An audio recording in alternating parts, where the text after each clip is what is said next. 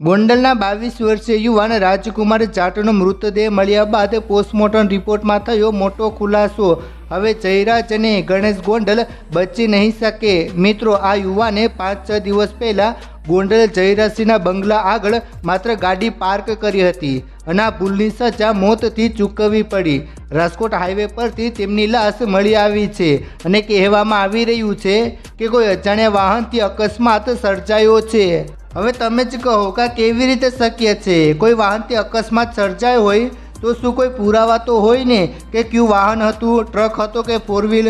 મિત્રો, આ કેસમાં ખૂબ જ ઊંડું રાજકારણ છુપાયેલું હોય એવું મીડિયા દ્વારા જાણવા મળી રહ્યું છે। મિત્રો, શું છે પાછળનું સત્ય તમે પણ જાણવા માગો છો ને? તો ધ્યાનથી વિડીયો અંત સુધી જરૂર જુઓ। મિત્રો, ગોંડલમાં પૂર્વ એમએલએ જયરાજસિંહ જાડેજા ફરી એકવાર વિવાદમાં આવ્યા છે।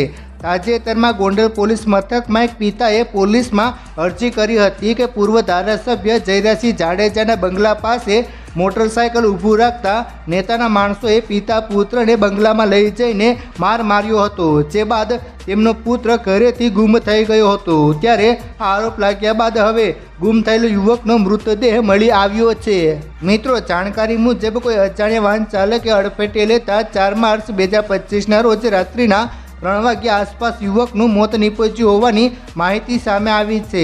આ યુવકની ઓળખ કરીને પોલીસે તેના પરિવારને જાણ કરી હતી। ત્યારે પુત્રના મોત બાદ પરિવારે યુવકની હત્યા થઈ હોવાની આશંકા વ્યક્ત કરી છે અને પરિવારે ફોરેન્સિક પોસ્ટમોર્ટમની માંગ કરી છે, તેમજ યુવકના પિતાએ ન્યાયની પણ માંગણી કરી છે। હાલ તો આ મામલે પોલીસે અજાણ્યા વાહન ચાલકની શોધખોળ પણ હાથ ધરી છે।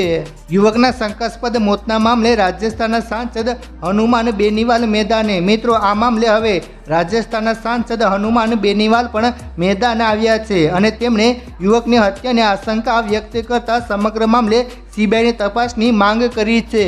તેમજ તેમણે આ ઘટનાને સંસદમાં ઉઠાવવાનો પણ હુકમ કર્યો છે। આ સાથે તેમણે એવો પણ આરોપ લગાવ્યો છે કે પૂર્વ બાહુબલી વિધાયક અને તેના સાગરિકતાનો પણ આ હત્યાકાંડમાં હાથ હોઈ શકે છે।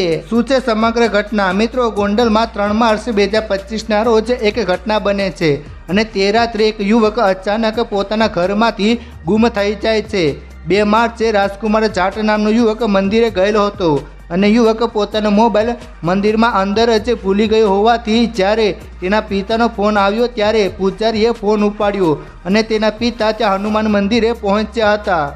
જે બાદ બંને પિતા પુત્ર બાઇક પર પરત ફર્યા। યુવક ત્યાંથી નીકળતી વેળાએ બાઇક સ્પીડમાં ચલાવતો હતો, જેથી તેના પિતાએ જયરાજસિંહના બંગલા સામે ગાડી ઊભી રાખી હતી અને તેના પુત્રને સમજાવવા લાગ્યા હતા। જ્યારે પિતા પુત્ર વાત કરતા હતા તે જ સમયે જયરાજસિંહના બંગલામાંથી કેટલાક લોકો બહાર આવ્યા અને તેઓ આ યુવકને અંદર લઈ ગયા અને એક વ્યક્તિએ કહ્યું કે ચાલો શરૂ થઈ જાઓ અને બાકીના લોકો તે યુવકને મારવા લાગ્યા। જે બાદ આ મામલો શાંત પડાવી અને તેના પિતા યુવક રાજકુમારને પોતાની સાથે ઘરે લઈ આવ્યા અને તેને એટલી હદે મારવામાં આવ્યો હતો કે તે ચાલી પણ શકતો ન હતો। ઘરે પહોંચ્યા બાદ યુવક યુપીએસસીની તૈયારી કરતો હોવાથી તે પોતાના રૂમમાં જ વાંચવા લાગ્યો હતો।